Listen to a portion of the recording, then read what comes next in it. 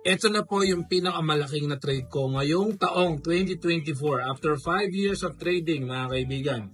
7.4 million peso in one trade.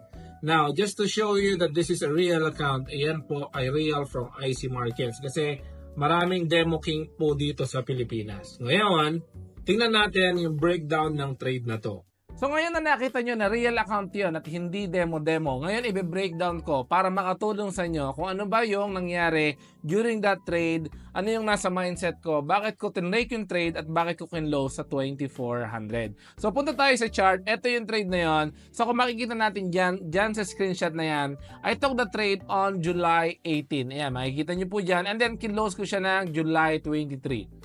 No? So 5 days or 1 week po itong naka-hold na 20 lots sa gold. So ito po yung ano dyan. Ito po yung breakdown para at least malaman nyo. Okay? So nagkaroon po tayo ng double top dito. And I'm looking for a strong confirmation na possibly mag-reverse tayo for a bit. Hindi naman yung total reversal.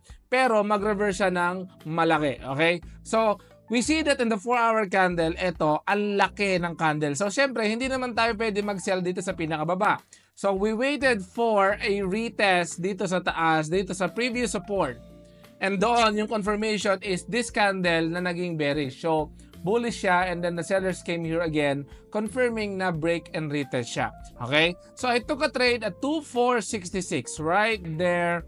Ayan yung trade natin, 2,466, and ang stop loss ko is around here. So by this time, malaki naman yung balance ng account. So we took it down hanggang 2,400 kasi naisip ko hindi naman yan magdire-diretso, baka mag-retrace. I actually have another trade na ipapakita ko sa inyo dun sa Telegram channel natin kasi I actually took another trade dito at dyan ko na-take yung dalawang pinaka-biggest trade ngayong 2024. So yung second trade, papakita ko po sa inyo doon sa Telegram channel natin. So ang pinakamahirap po na part dito, mga kaibigan, is not yung pag-take ng trade. Number 1, mahirap mong mag-take ng 20 lot trade sa gold. Okay? Number 2, mahirap mag-hold ng 600 pips po sa gold. Hindi karamihan, hindi po lahat ng trader kayang mag-hold ng 20 lots ng gold, no, sa sell. Karamihan, baka pag nag-20 lot ka, baka nanginginig ka na or baka hindi ka na mapakali. But this one, I'm very proud of it. I held it for 5 days or 1 week.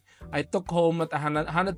Ayan, makikita nyo, kinlose natin siya sa price na 2,400. So ito yung open, 2,466 and 2,400. Ayan, no?